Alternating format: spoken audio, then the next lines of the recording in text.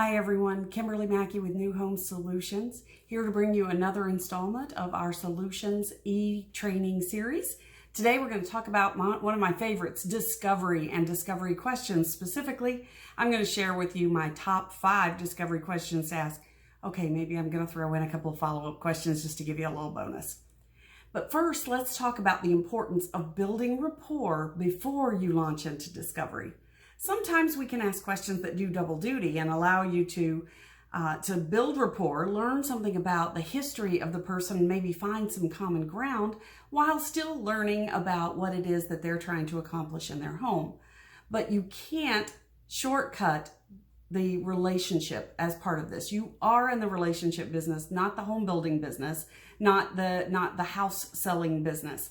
So never mistake that. Make sure that you're building that rapport first, and then move into that full-blown discovery.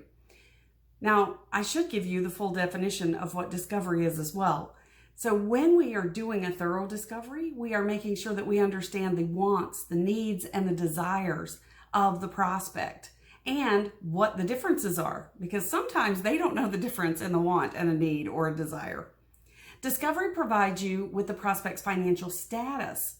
Can they move forward today, or are they waiting on a promotion? Are they waiting on an insurance settlement or an inheritance or a divorce or some sort of obstacle? Is there something that's going to keep them from moving forward? You need to know that. Of course, you also need to know their financial parameters. So what is their monthly budget? And what does that include? How did they arrive at that number? This is going to keep you from over or underselling. So we need to make sure that once we have built that rapport and we're in the discovery process safely, that we are talking to them about their monthly financial parameters. If they are a cash buyer, you're going to want to know total purchase price. But when they are dealing with a mortgage, which most of our buyers are, then you're going to want to make sure that you get that monthly budget number, because that's going to be a whole lot easier for you to use down the road and to help them to keep things in perspective. Discovery also determines which parties are involved in the decision to move forward today.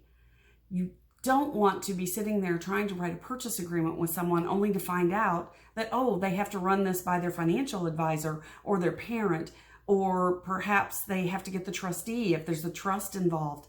Whatever the situation is, that is not the time to find it out. The time to find it out is in discovery, so that you can enlist that person, get them to be part of the decision all the way through.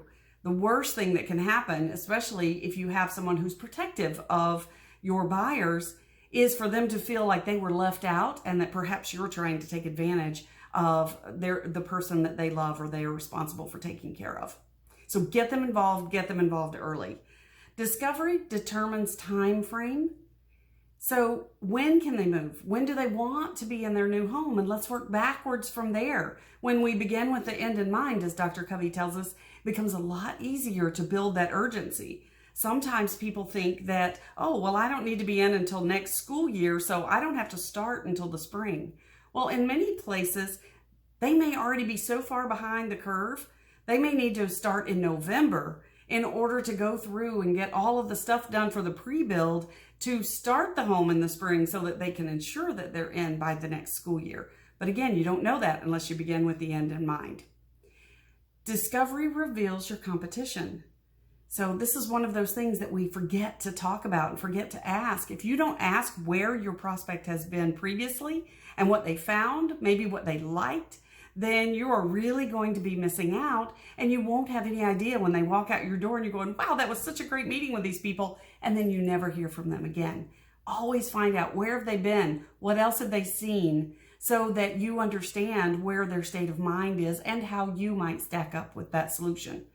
Discovery helps to eliminate objections before they appear. I know you guys don't like to overcome a lot of objections, so if you really have a roadmap for where you're going, chances are you're not going to get lost or take too many detours along the way. So make sure that you are really doing a thorough discovery process. Now, if you get stuck, you can always ask FORD type questions. And FORD stands for family, occupation, recreation, and dreams. So we're going to ask them about their family, who's going to be involved, who's going to be living with them, what types of activities does their family like to do. That goes into that recreation, but it also goes into how they live in the home.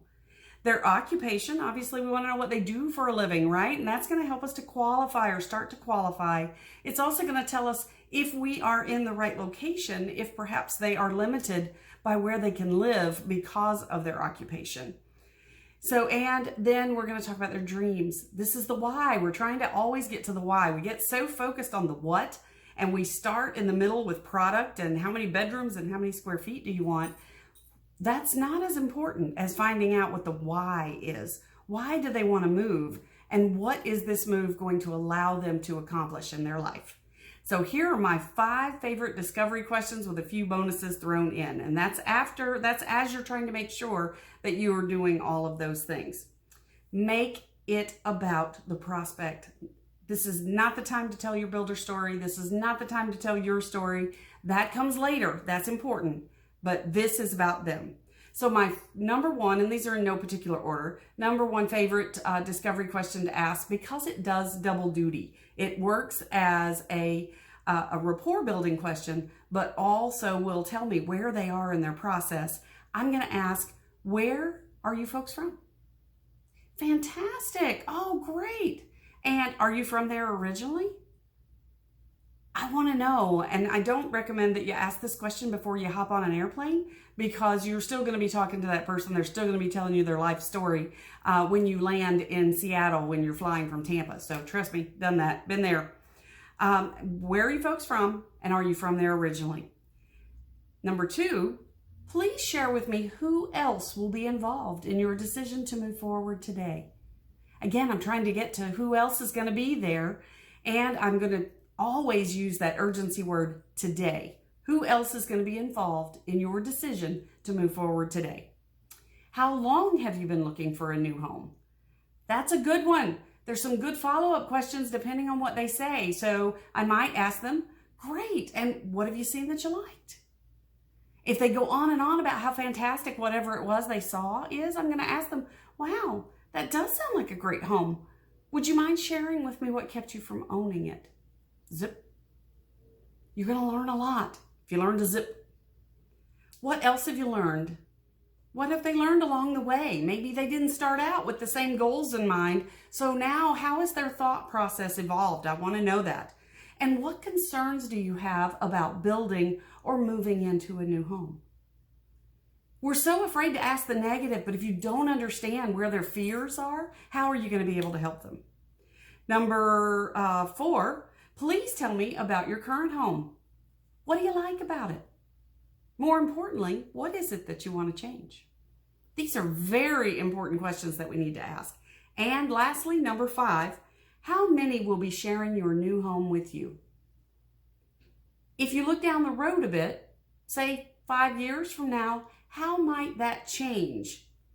What we're trying to find out is, will there be children moving in or out? Maybe there's a failure to launch pad, or perhaps they're in that sandwich generation and there's going to be parents who might be moving in with them while the children are still there. Are we accommodating the space and the needs not only for today, but for the next 5 years or longer, depending on how long they're going to be in the home? I have a wonderful 2-page handout with many more discovery questions on it. If this is something that you would like a copy of, please feel free to reach out to me.